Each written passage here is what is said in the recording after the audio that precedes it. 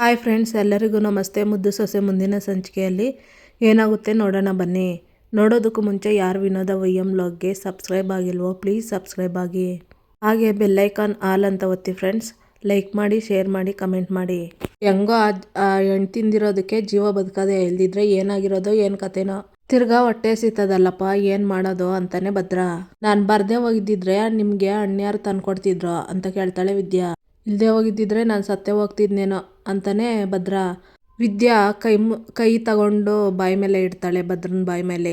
ಗೌಡ್ರೆ ಏನು ಅಂತ ಮಾತಾಡ್ತೀರಾ, ಇನ್ನೊಂದ್ಕಿತ ಹಿಂಗೆಲ್ಲ ಮಾತಾಡಿದ್ರೆ ನಾನು ಸುಮ್ಕೆ ಇರಲ್ಲ ಅಂತಾಳೆ ವಿದ್ಯಾ. ಆಯ್ತು ಬಿಡು, ಸಿದ್ರಕ್ ಮೂತಿ ಸಿದ್ದಪ್ಪನೇನ್ರೆ, ಅದಕ್ಕೆ ಯಾಕೆ ಬೇಸರ ಮಾಡ್ಕೊಂಡು. ಅದು ಸರಿ, ನಿನ್ನ ಹೊಟ್ಟೆ ಒಳಗಡೆ ಒಂದು ಜೀವ ಐತೆ. ನಾವೇನಾದ್ರೂ ಇಲ್ಲಿಂದ ಹೋಗೋದು ತಡ ಆದ್ರೆ ಆ ಮಗಿಗೆ ತೊಂದರೆ ಆಗ್ತದೆ. ಅಪ್ಪ ಶಿವ, ನಮ್ಮನ್ನ ಹೆಂಗಾರ ಮಾಡಿ ಕಾಪಾಡು ಅಂತ ಭದ್ರ ಹೇಳ್ತಾ ಮೇಲೆ ನೋಡ್ತಾನೆ. ಮೇಲೆ ಮರದ ತುಂಬ ಹಣ್ಣುಗಳು ಕಾಣಿಸ್ತಾ ಇರುತ್ತೆ ಭದ್ರಂಗೆ. ವಿದ್ಯಾ, ಅಲ್ಲಿ ನೋಡು, ಆ ಮರದಾಗೆ ಹಣ್ಣಿರಂಗ ಐತೆ ಅಲ್ವೇ ಅಂತ ಭದ್ರ ಕೇಳ್ತಾನೆ. ಹೂ ಗೌಡ್ರೆ, ಆದ್ರೆ ಆ ಹಣ್ಣನ್ನ ತಿನ್ನಾಗ ಆತದೋ ಇಲ್ಲೋ ಗೊತ್ತಿಲ್ಲ ಅಲ್ವೇ ಅಂತಾಳೆ ವಿದ್ಯಾ. ಈ ಕಾಡಲ್ಲಿರೋ ಜನ ಎಲ್ಲ ಇಂಥದ್ದು ಹಣ್ಣು ತಿನ್ಕೊಂಡೆ ಅಲ್ಲ ಬದುಕ್ತಿರೋದು. ಏನೂ ಆಗಕ್ಕಿಲ್ಲ ಕಣಂತೆ, ಸುಮ್ಕೆ ಇರು. ಮೊದಲು ನಾನು ಹುಸಿ ತಿಂದು ನೋಡ್ತೀನಿ, ಅದೇನಾದ್ರೂ ಚೆನ್ನಾಗಿತ್ತು ಅಂದ್ರೆ ಇಬ್ರು ತಿಂದು ಹೊಟ್ಟೆ ತುಂಬಿಸ್ಕೊಳವ, ಇಲ್ಲ ಅಂದ್ರೆ ಉಪವಾಸ ಗತಿ ಅನ್ಕೊಂಡು ಸುಮ್ಕಿರೋವ ಅಂತ ಭದ್ರ ಹೇಳ್ತಾನೆ. ಆದ್ರೆ ನಾವ್ ಇಲ್ಲಿದ್ವಿ, ಅದ್ ನೋಡಿದ್ರೆ ಅಷ್ಟು ದೂರದಲ್ಲೈತೆ, ಹೆಂಗ್ ಕಿತ್ಕೊಂಡು ತಿನ್ನೋದು ಅಂತ ಹೇಳ್ತಾಳೆ ವಿದ್ಯಾ. ನಿನ್ ಮಗ್ಳಲ್ಲಿ ನಿಂತ್ಕೊಂಡು ಹಸಿ ಕಲ್ಲಾಯ್ ಕೊಡೋ, ನಾನೇ ಒಡೆದ್ ನೋಡ್ತೀನಿ ಅಂತ ಭದ್ರ ಹೇಳಿ ಕಲ್ಲೊಡೆದು ಹಣ್ಣುಗಳನ್ನ ದಬ್ಬಿಸ್ತಾನೆ. ಇತ್ತ ಪೊಲೀಸರು, ವಿದ್ಯಾವರೇ ನಾವು ಕೂಗ್ತಾ ಇರೋದು ಕೇಳಿಸ್ತಾ ಇದೆಯಾ ಅಂತ ಬರ್ತಿರ್ತಾರೆ ಕಾಡಲ್ಲಿ. ಭದ್ರೇಗೌಡ್ರೆ, ನಾವು ಕೂಗ್ತಾ ಇರೋದು ಕೇಳಿಸ್ತಾ ಇದ್ರೆ ದಯವಿಟ್ಟು ರಿಯಾಕ್ಟ್ ಮಾಡಿ ಅಂತ ಹುಡುಕ್ತಾ ಇರ್ತಾರೆ ಪೊಲೀಸರು. ಹಣ್ಣುಗಳು ಉದುರಿಸ್ಬಿಟ್ಟು, ಸರಿ ತಕ್ಕ, ಇದನ್ನ ಮೊದಲು ತಿನ್ನೋವ ಆಮೇಲೆ ನೋಡುವ ಅಂತ ಅಂದ್ಬಿಟ್ಟು ಕುತ್ಕೊಂಡು ತಿನ್ನಕ್ಕೆ ಹೋಗ್ತಾಳೆ ವಿದ್ಯಾ. ಏಯ್ ಒಸಿ ತಡಿ, ನಾನು ಫಸ್ಟು ತಿಂತೀನಿ, ಆಮೇಲೆ ತಿಂದಾದ್ಮೇಲೆ ನನಗೇನೂ ಆಗಿಲ್ಲ ಅಂದರೆ ನೀನು ತಿನ್ನುವಂತೆ ಅಂತ ಹೇಳ್ತಾನೆ ಭದ್ರ. ಅಲ್ಲ ಗೌಡ್ರೆ, ನೀವು ತಿಂದಮೇಲೆ ನಿಮ್ಗೇನಾದರೂ ಆಗ್ಬಿಟ್ರೆ ನಾನೇನು ಮಾಡಲಿ, ಅದಕ್ಕೆ ಇಬ್ಬರು ಒಂದೇ ಕಿತ್ತ ತಿನ್ನೋಣ, ಏನಾದರೂ ಆದರೆ ಇಬ್ರಿಗೂ ಒಂದೇ ಕಿತ್ತ ಆಗಲಿ ಅಂತ ಹೇಳ್ತಾಳೆ ವಿದ್ಯಾ. ಏಯ್, ನಿನ್ನ ಹೊಟ್ಟೆ ಒಳಗಡೆ ನನ್ನ ಮಗಳವಳೆ, ಅದ್ರ ಬಗ್ಗೆನೂ ಯೋಚನೆ ಮಾಡಬೇಕು, ಅದಕ್ಕೆ ನಾನು ತಿಂದು ನೋಡ್ತೀನಿ ತಡಿ ತಾನೇ ಭದ್ರ. ನೋಡಿ ಗೌಡ್ರೆ, ಇಂಥ ಟೈಮಲ್ಲಿ ನಮ್ಮ ಗಂಡ ಸಿಕ್ಕೈತೆ ಅಂದರೆ ಆ ದ್ಯಾವ್ರ ನಮ್ಮ ಕಷ್ಟ ನೋಡಿ ಕೊಟ್ಟವನೆ. ಆಮೇಲೆ ಇದನ್ನ ನೀವು ತಿಂದು ನಿಮ್ಗೇನಾದರೂ ಆದರೆ ನಾನು ಬದುಕಿರ್ತೀನಿ, ಅದೇನು ಬೇಕಾದರೂ ಆಗಲಿ, ಆ ದೇವ್ರ ಮೇಲೆ ಭಾರ ಹಾಕ್ಬಿಟ್ಟು ಇಬ್ಬರು ಒಟ್ಟಿಗೆ ತಿನ್ನೋಣ ಅಂತ ವಿದ್ಯೆ ಹೇಳ್ತಾಳೆ. ಹಂಗೇಳಿಯೇ ಸರಿ ತಕ್ಕ, ಅಪ್ಪ ದೇವ್ರೆ, ವಿಧಿ ಇಲ್ಲದೆ ಹೊಟ್ಟೆ ಸುಗೆ ನೀನು ನಂಬ್ಕೊಂಡು ಈ ಹಣ್ಣು ತಿಂತಾ ಇದ್ದೀವಿ, ಏನೂ ಆಗ್ದಂಗೆ ನೀನೇ ಕಾಪಾಡಬೇಕು ಅಂತ ಹೇಳಿ ಭದ್ರ ಇಬ್ಬರು ಹಣ್ಣು ತಿಂತಾರೆ. ಇತ್ತ ಫಾರೆಸ್ಟ್ ಆಫೀಸರು, ವಿದ್ಯಾವ್ರೆ ನಾವು ಕೂಗ್ತಾ ಇರೋದು ಕೇಳಿಸ್ತಾ ಇದೆಯಾ? ಭದ್ರೇಗೌಡ್ರೆ, ದಯಮಾಡಿ ನಮ್ಮ ವಾಯ್ಸ್ ಕೇಳಿಸ್ತಾ ಇದ್ರೆ ರಿಯಾಕ್ಟ್ ಮಾಡಿ. ಕಾಡೆಲ್ಲ ಕಿರ್ಚ್ಕೊಂಡು ಓಡಾಡ್ತಿರ್ತಾರೆ, ಹುಡುಕ್ಲಾಡ್ತಿರ್ತಾರೆ ಪೊಲೀಸರು, ಫಾರೆಸ್ಟ್ ಆಫೀಸರು. ಏ ವಿದ್ಯಾ, ಹಣ್ಣು ತಿಂತಾ ಇದ್ರೆ ಯಾಕೋ ಆಕಾಶದಲ್ಲಿ ತೇಲಂಗಾಯ್ತೈತಲ್ಲ ಅಂತ ಭದ್ರ ಹೇಳ್ತಾನೆ. ಹೂ ಗೌಡ್ರೆ, ನೀವು ಹೇಳ್ತಾ ಇರೋದು ದಿಟ, ನನಗೆ ಈ ಭೂಮಿ ಎಲ್ಲ ತಿರುಗ್ದಂಗೆ ಅನಿಸ್ತಾ ಐತೆ, ಇನ್ನೂ ಹಸಿ ತಿನ್ನೋಣ ಅಂತ ಆಸೆ ಆಗ್ತದೆ. ವಿದ್ಯೆ ಹೇಳ್ತಾಳೆ, ಅದಕ್ಕೇನಂತೆ ತಿನ್ನು, ನನಗೂ ಯಾಕೋ ಹಸಿ ಚಳಿನೇ ಕಡಿಮೆ ಆಗ್ತಾ ಇಲ್ಲಲ್ಲ ಅಂತಾನೆ ಭದ್ರ ನಡುಗ್ತಾ ಇರ್ತಾನೆ ಚಳಿಗೆ. ಹಂಗಾರೆ ಒಂದು ನಿಮಿಷ ಇರಿ ಗೌಡ್ರೆ ಅಂತ ಸ್ವೆಟರ್ ಬಿಚ್ಕೊಡ್ತಾಳೆ ವಿದ್ಯಾ. ಶಿವರಾಮೇಗೌಡರು ಮೋಹನ ತಲೆ ಮೇಲೆ ಕೈ ಇಕ್ಕೊಂಡು ಕೂತಿರ್ತಾರೆ. ಸಾಹೇಬ್ರೆ, ನೀವು ಗಾಬರಿ ಆಗ್ಬೇಡ್ರ, ನಮ್ಮವರು ಕಾಡ್ನಾಗ ಹುಡುಕ್ತವ್ರೆ, ಅವರು ತಪ್ಪದೆ ಬರ್ತಾರೆ, ನೀವು ಧೈರ್ಯವಾಗಿರಿ ಅಂತ ಊರಿನ ನಾಯಕ ಹೇಳ್ತಾರೆ. ಮೊಮ್ಮಗಳು ಕಾಪಿ ಮಾಡ್ಕೊಬಂದು ಕಾಪಿ ತಗೊಬಂದಿದ್ದೀನಿ ಅಂತಾಳೆ. ನನಗೆ ಬೇಡ ಕಣವ್ವ ಅಂತಾರೆ ಶಿವರಾಮೇಗೌಡರು. ಸಾಹೇಬ್ರೆ, ಬೆಳಗ್ಗೆಯಿಂದ ಒಂದು ನೀರು ಹನಿ ಕೂಡ ಕುಡ್ದಿಲ್ಲ ನೀವು, ನೀವೇ ಹಿಂಗೆ ಕೂತ್ಬಿಟ್ರೆ ಅಮ್ಮವ್ರಿಗೆ ಧೈರ್ಯ ಹೇಳೋದು ಯಾರು ಹೇಳಿ ಅಂತಾರೆ ನಾಯಕರು. ನನ್ನ ಮಗನ ಮುಖ ನೋಡೋ ಗಂಟ ನನ್ನ ಗಂಟ್ಲಲ್ಲಿ ಒಂದರಿ ನೀರು ಕೂಡ ಹೋಗಕ್ಕಿಲ್ಲ, ನನಗೇನು ಬೇಡ, ನೀವೆಲ್ಲ ಕುಡೀರಿ ಅಂತಾರೆ ಶಿವರಾಮೇಗೌಡರು. ನನಗೂ ಬೇಡ, ಅವ್ರಿಗೆ ಕೊಡವ್ವ ಅಂತಾಳೆ ಮೋಹನ. ಇನ್ಸ್ಪೆಕ್ಟ್ರೆ, ನಮ್ಮ ಮಗನ ಬಗ್ಗೆ ಏನಾದರೂ ವಿಷಯ ಗೊತ್ತಾಯ್ತಾ ಒಂದ್ಕಿತ ಕೇಳಿ ನೋಡಿ ಅಂತಾರೆ ಶಿವರಾಮೇಗೌಡರು. ಓಕೆ ಸರ್ ಅಂತ ಹೇಳಿ ಇನ್ಸ್ಪೆಕ್ಟ್ರು ಮಾತಾಡ್ತಾರೆ. ಇವಾಗ ನೀವು ಯಾವ ಭಾಗದಲ್ಲಿದ್ದೀರಾ ಅಂತ ಕೇಳ್ತಾರೆ. ಅವರು ನಾವು ಕಾರ್ಯಗುಡ್ಡ ಭಾಗದಲ್ಲಿದ್ದೀರಿ ಅಂತಾರೆ ಫಾರೆಸ್ಟ್ ಆಫೀಸರು. ಸಾಹೇಬ್ರು ಮಗ ಸೊಸೆ ಬಗ್ಗೆ ಏನಾದರೂ ಮಾಹಿತಿ ಸಿಕ್ತಾ ಅಂತ ಕೇಳ್ತಾರೆ ಪೊಲೀಸು. ನಾವು ಬಂದಿರೋ ಜಾಗದವರೆಗೂ ಅವ್ರಿಗೆ ಅವ್ರದ್ದು ಯಾವ ಮಾಹಿತಿ ಸಿಕ್ಕಿಲ್ಲ ಅಂತಾರೆ ಫಾರೆಸ್ಟ್ ಆಫೀಸರು. ಸೌಂಡ್ ಬಂದಿದ್ದ ಕಡೆ ಏನಾದರೂ ಚೆಕ್ ಮಾಡಿದ್ರಾ ಅಂತ ಕೇಳ್ತಾರೆ ಪೊಲೀಸು. ಆ ಕಡೆ ಇನ್ನೂ ಹೋಗಿಲ್ಲ ಸರ್ ಅಂತಾರೆ ಫಾರೆಸ್ಟ್ ಆಫೀಸರು. ಆ ಕಡೆ ತಲುಪಿದ ಮೇಲೆ ನಿಮಗೆ ಮಾಹಿತಿ ಕೊಡ್ತೀವಿ ಸರ್ ಅಂತಾರೆ. ಆದಷ್ಟು ಬೇಗ ಮಾಹಿತಿ ಕೊಡಿ ಅಂತ ಪೊಲೀಸ್ ಕೇಳ್ತಾರೆ. ಮೋಹನ, ನಮ್ಮ ಮಗ ಸೊಸೆಗೆ ಒಳ್ಳೇದಾಗಬೇಕು ಅಂತ ಇಲ್ಲಿ ಗಂಟ ಬಂದ್ರೆ ನೋಡಿದ್ರೆ ಹಿಂಗೆಲ್ಲ ಆಗೋಯ್ತಲ್ಲ, ನನಗೆ ನೆನ್ಸ್ಕೊಂಡ್ರೆ ಭಯ ಆಗ್ತೈತೆ ಅಂತ ಶಿವರಾಮೇಗೌಡರು ಹೇಳ್ತಾರೆ. ರೀ, ನಮ್ಮ ಭದ್ರಾ ವಿದ್ಯಾನ್ಗೆ ಖಂಡಿತವಾಗೂ ಏನೂ ಆಗೋಕ್ಕಿಲ್ಲ, ಅವರು ಕ್ಷೇಮವಾಗಿ ವಾಪಸ್ ಬರ್ತಾರೆ, ನೀವು ಹಸಿ ಧೈರ್ಯವಾಗಿರಿ ಅಂತ ಮೋಹನ ಹೇಳ್ತಾಳೆ. ಶಿವರಾಮೇಗೌಡ್ರಿಗೆ ಸಮಾಧಾನ ಮಾಡ್ತಿರ್ತಾಳೆ ಮೋಹನ.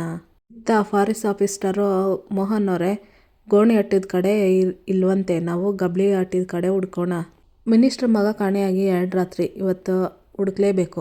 ಕಾಡಿನ ಬಗ್ಗೆ ಗೊತ್ತಿರೋ ನಾವೇ ಒಂದೊಂದ್ಸರಿ ಸೇಫ್ ಆಗೋದು ಕಷ್ಟ, ಅಂದಮೇಲೆ ಕಾಡಿನ ಬಗ್ಗೆ ಅವ್ರಿಗೇನು ಗೊತ್ತಿಲ್ಲ. ಅದು ಅಲ್ಲದೆ ಅವ್ರ ಸೊಸೆ ಬೇರೆ ಗಂಡನ ಹುಡ್ಕೊಂಡು ಇಲ್ಲೇ ಬಂದಿದ್ದಾರೆ. ಹುಡುಗಿ ಪ್ರೆಗ್ನೆಂಟ್ ಇದ್ದಾರಂತೆ, ಪಾಪ ಅವ್ರ ಪರಿಸ್ಥಿತಿ ಏನಿದೆಯೋ ಏನೋ ಅಂತ ಫಾರೆಸ್ಟ್ ಆಫೀಸರ್ ಮಾತಾಡಿ ಕೂಗ್ತಾ ಇರ್ತಾರೆ. ಒದ್ರೇಗೌಡ್ರೆ, ನಾವು ಕೂಗ್ತಾ ಇರೋದು ಕೇಳಿಸ್ತಾ ಇದೆಯಾ? ಕೇಳಿಸಿದ್ರೆ ರಿಯಾಕ್ಟ್ ಮಾಡಿ ಅಂತ ಫಾರೆಸ್ಟ್ ಆಫೀಸರು ಕಾಡಿನಲ್ಲಿ ಕೂಗ್ತಾ ಇರ್ತಾರೆ. ಮನೆ ಹತ್ರ ಫ್ರೆಶರ್ ಬಂದಿರ್ತಾರೆ. ಗೋವಿಂದೇಗೌಡರು, ಏನು ಇಷ್ಟೊತ್ತಿನಲ್ಲಿ ನೀವೆಲ್ಲ ಬಂದಿದ್ದೀರಿ ಅಂತ ಕೇಳ್ತಾರೆ. ಮಂತ್ರಿಗಳ ಮಗ ಮತ್ತೆ ಸೊಸೆ ಕಾಡಲ್ಲಿ ಕಾಣೆಯಾಗಿದ್ದಾರಲ್ಲ, ಅದ್ರ ಬಗ್ಗೆ ನೀವೇನು ಹೇಳ್ತೀರಾ ಅಂತ ಕೇಳ್ತಾರೆ ಪ್ರೆಸ್ಸವರು. ಈ ವಿಷಯದಲ್ಲಿ ಹೇಳಕ್ ಏನಿದ್ದದು, ನಮಗೆಲ್ಲ ತುಂಬಾ ಆತಂಕ ಆಗದೆ, ನಮ್ಮ ಮಕ್ಕಳು ಇನ್ನೂ ಸಿಗ್ಲಿಲ್ಲ ಅಂತ ಭಯ ಆಗ್ತದೆ ಅಂತ ಗೋವಿಂದೇಗೌಡರು ಹೇಳ್ತಾರೆ. ಸರ್, ಅವ್ರ ಬಗ್ಗೆ ಏನಾದರೂ ಮಾಹಿತಿ ಸಿಕ್ಕಿದೆಯಾ ಅಂತ ಪ್ರೆಸ್ಸವ್ರು ಕೇಳ್ತಾರೆ. ನಿಮ್ಮ ಅಣ್ಣವ್ರು ಗೋವಿಂದೇಗೌಡರು ಫೋನ್ ಮಾಡಿದ್ರಾ ಅಂತ ಕೇಳ್ತಾರೆ. ನೋಡಿ, ಅವ್ರನ್ನ ಹುಡ್ಕೋಕ್ ಹೋಗೋರೆ ಅನ್ನೋದು ಬಿಟ್ರೆ ಬೇರೆ ಯಾವ ಮಾಹಿತಿನೂ ಸಿಕ್ಕಿಲ್ಲ. ಅಲ್ಲಿ ಏನಾಗದೆ ಏನಾಗಿದೆಯೇ ಅನ್ನೋದು ಯಾವುದೂ ಗೊತ್ತಿಲ್ಲ. ಅದಕ್ಕೆ ನಾನೇ ಅಲ್ಲಿಗೆ ಹೋಗ್ಬೇಕು ಅಂತ ತೀರ್ಮಾನ ಮಾಡಿವ್ನಿ ಅಂತ ಗೋವಿಂದೇಗೌಡರು ಹೇಳ್ತಾರೆ. ಸರ್, ನಿಮ್ಮ ಅಣ್ಣನ ಮಗ ಕಾಡಿಗೆ ಹೋಗಿರೋ ಉದ್ದೇಶನೇ ಬೇರೆ ಅಂತ ಏನೇನೋ ಸುದ್ದಿ ಹರಿದಾಡ್ತಾ ಇದೆ, ಅದ್ರ ಬಗ್ಗೆ ನೀವೇನು ಹೇಳ್ತೀರಾ ಅಂತ ಕೇಳ್ತಾರೆ ಪ್ರೆಸ್ಸವರು. ನೋಡಿ, ಅಂತ ಊಹಾಪೋಹಗಳಿಗೆಲ್ಲ ನಾವೇನು ಹೇಳೋಕ್ಕಾಗಕ್ಕಿಲ್ಲ. ಅದಕ್ಕೆ ಏನು ಉತ್ತರ ಕೊಡಬೇಕೋ ನಮ್ಮ ಅಣ್ಣ ಆಗಲೇ ಕೊಟ್ಟಾಗದೆ ಅಂತ ಗೋವಿಂದೇಗೌಡರು ಹೇಳ್ತಾರೆ. ಅವ್ರು ಕೊಟ್ಟಿರೋ ಕ್ಲಾರಿಟಿ ಬಗ್ಗೆ ಬಿಡಿ ಸರ್, ನಿಮಗೂ ಅವ್ರ ಬಗ್ಗೆ ಗೊತ್ತಲ್ಲ, ನೀವು ಹೇಳಿ ಅಂತಾರೆ ಪ್ರೆಸ್ಸವರು. ನೋಡಿ, ನೀವೆಲ್ಲ ಯಾವ ಹೊತ್ತದಲ್ಲಿ ಯಾವ ಹಾವಿದೆ ಅಂತ ಕೇಳ್ಬೋದು, ಆದರೆ ಇದೆಲ್ಲ ಸುಳ್ಳು, ಸತ್ಯಕ್ಕೆ ದೂರವಾಗಿರೋದು. ಈಶ್ವರಿ ಹೇಳ್ತಾಳೆ, ಸುಮ್ಮನೆ ಹಾಗೆ ಸುಳ್ಳು ಸುದ್ದಿ ಹಬ್ಸೋದಕ್ಕೆ ಸಾಧ್ಯನಾ ಮೇಡಮ್ ಅಂತ ಕೇಳ್ತಾರೆ ಪ್ರೆಸ್ಸವರು. ಅಲ್ಲ, ಸುಳ್ಳು ಹೇಳ್ಬೇಕು ಅಂತ ಇರೋರಿಗೆ ಏನು ಬೇಕಾದರೂ ಹೇಳ್ತಾರೆ. ಹೇಳ್ದವ್ರೇನು ಸಾಕ್ಷಿ ಮಾಡ್ಕೊಂಡು ಹೇಳ್ತಾರೆ? ಭದ್ರನ್ ನಾವು ಚಿಕ್ಕ ವಯಸ್ಸಿನಿಂದ ನೋಡಿದ್ದೀವಿ, ಅವನಿಗೆ ಅಂತ ಕೆಟ್ಟ ಅಭ್ಯಾಸ ಏನೂ ಇಲ್ಲ ಅಂತ ಸಾವಿತ್ರಿ ಹೇಳ್ತಾಳೆ. ನೋಡ್ರಪ್ಪ, ನೀವು ತಿಳಿದೋರಾಗಿ ಯಾರೋ ಏನೋ ಹೇಳ್ತಾರಂತ ಹಿಂದೆ ಮುಂದೆ ನೋಡದೆ ಸುದ್ದಿ ಮಾಡಬೇಡಿ. ಮೊಮ್ಮಗ ಪ್ರಂಜಿ ಅಂತವನು ಇಲ್ಲಿ ಗಂಟ ಒಂದೇ ಒಂದು ಸಣ್ಣ ಕೆಟ್ಟ ಕೆಲಸನೂ ಮಾಡಿಲ್ಲ ಅಂತ ಅಜ್ಜಮ್ಮ ಹೇಳ್ತಾಳೆ. ನೋಡಿ, ಇವಾಗ ನಾವು ಅಂತ ಆರೋಪಗಳಿಗೆಲ್ಲ ಉತ್ತರ ಕೊಡೋಕೆ ಆಗಕ್ಕಿಲ್ಲ. ಮನೆ ಮಗ ಸುರಕ್ಷಿತವಾಗಿ ವಾಪಸ್ ಬರೋದು ಅಷ್ಟೇ ಮುಖ್ಯ ನಮಗೆ. ಬಿಟ್ಟು ನೀವೆಲ್ಲ ಹೊರಡಿ ಅಂತ ಗೋವಿಂದೇಗೌಡರು ಹೇಳ್ತಾರೆ. ನೋಡಿ, ಮೊದಲೇ ನಮ್ಮ ಮನೆ ಮಕ್ಕಳು ಕಾಣಿಸ್ತಾ ಇಲ್ಲ ಅಂತ ದುಃಖದಲ್ಲಿದ್ದೀವಿ, ಅದ್ರಾಗೆ ನೀವು ಗಾಯದ ಮೇಲೆ ಉಪ್ಸೋರಂಗೆ ಇನ್ನೂ ಏನೇನೋ ಕೇಳಿ ನೋವು ಮಾಡಬೇಡಿ, ದಯವಿಟ್ಟು ಹೊಂಟೋಗಿ ಅಂತಾಳೆ ಈಶ್ವರಿ. ನಿಮ್ಗೆ ನೋವು ಕೊಡೋದು ನಮ್ಮ ಉದ್ದೇಶ ಅಲ್ಲ, ಸತ್ಯ ಏನು ಅಂತ ಜನಕ್ಕೆ ತಿಳಿಸೋದು ಅಷ್ಟೇ ನಮ್ಮ ಉದ್ದೇಶ. ಪ್ರೆಸ್ಸವರು ಹೇಳ್ತಾರೆ. ನಮಗೆ ಈಗ ಇದ್ರ ಬಗ್ಗೆ ಮಾತಾಡೋಕೆ ಮನಸ್ಸು ಇಲ್ಲ, ಟೈಮು ಇಲ್ಲ, ದಯವಿಟ್ಟು ಅಂತ ಕೈ ಮುಗಿತಾರೆ ಗೋವಿಂದೇಗೌಡರು. ಆದಷ್ಟು ಬೇಗ ನಿಮ್ಮ ಮಗ ವಾಪಸ್ ಬರಲಿ ಅನ್ನೋದು ನಮ್ಮ ಕೋರಿಕೆ ಅಂತ ಅಂದ್ಬಿಟ್ಟು ಅಲ್ಲಿಂದ ಹೊರಡ್ತಾರೆ ಪ್ರೆಸ್ಸವರು.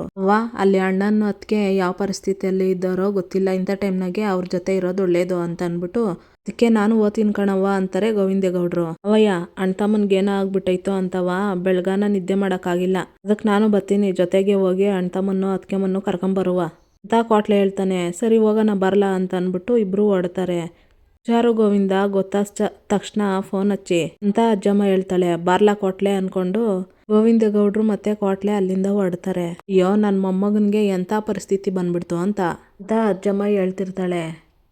ಶಿವರಾಮೇಗೌಡರು ಆತಂಕದಲ್ಲಿ, ಇನ್ಸ್ಪೆಕ್ಟ್ರೆ, ಏನಾದರೂ ಮಾಹಿತಿ ಸಿಕ್ತೆ ಅಂತ ಕೇಳ್ತಾರೆ. ಯಾವ ಮಾಹಿತಿನೂ ಸಿಕ್ಕಿಲ್ಲ ಸರ್ ಅಂತಾರೆ ಪೊಲೀಸು. ಯಾರ ಕೈಯಲ್ಲೂ ತಡ್ಕಕ್ಕಾಗ್ಲಿಲ್ಲ ಅಲ್ವೇ? ಸರಿ ಬಿಡಿ, ನಾನೇ ಕಾಡೊಳಗಡೆ ಹೋಗ್ತೀನಿ, ನನ್ನ ಮಗನ್ನ ತಡ್ಕೊಂಬರ್ತೀನಿ ಅಂತ ಶಿವರಾಮೇಗೌಡರು ಹೇಳ್ತಾರೆ.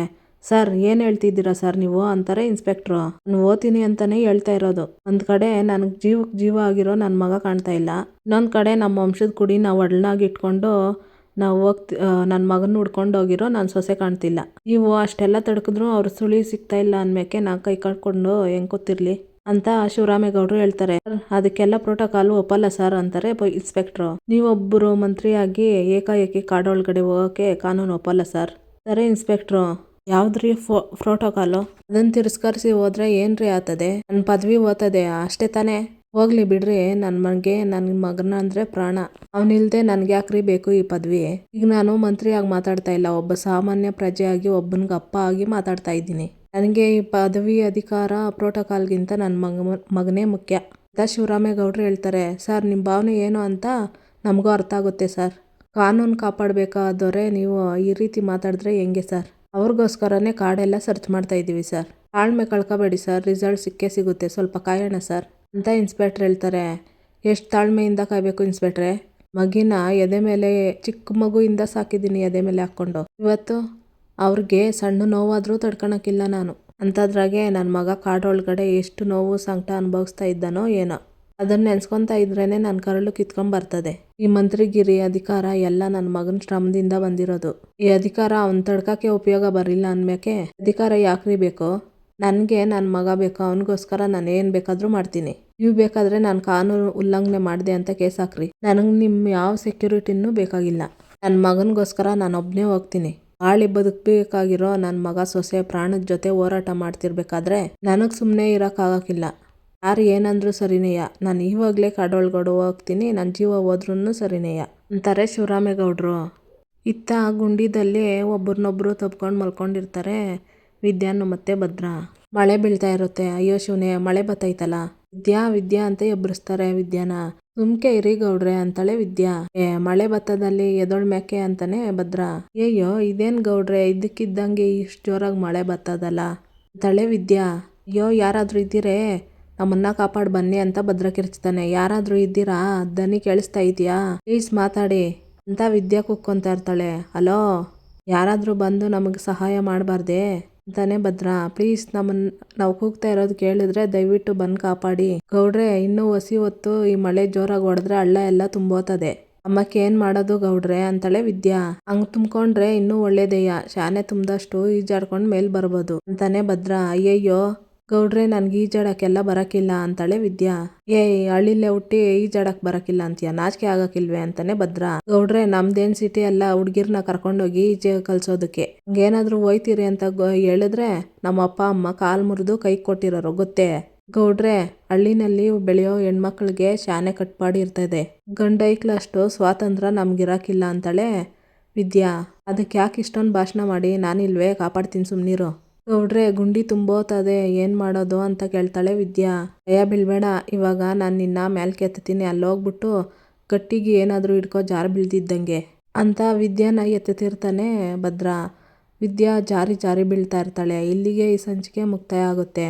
ಇನ್ನೂ ಯಾರು ವಿನೋದ ವೈಎಂ ಬ್ಲಾಗ್ಗೆ ಸಬ್ಸ್ಕ್ರೈಬ್ ಆಗಿಲ್ವೋ ಪ್ಲೀಸ್ ಸಬ್ಸ್ಕ್ರೈಬ್ ಆಗಿ, ಬೆಲ್ಲೈಕಾನ್ ಆಲ್ ಅಂತ ಒತ್ತಿ, ಲೈಕ್ ಮಾಡಿ, ಶೇರ್ ಮಾಡಿ, ಕಮೆಂಟ್ ಮಾಡಿ. ಈ ವಿಡಿಯೋ ನೋಡಿದ್ದಕ್ಕಾಗಿ ಎಲ್ಲರಿಗೂ ಧನ್ಯವಾದಗಳು ಫ್ರೆಂಡ್ಸ್.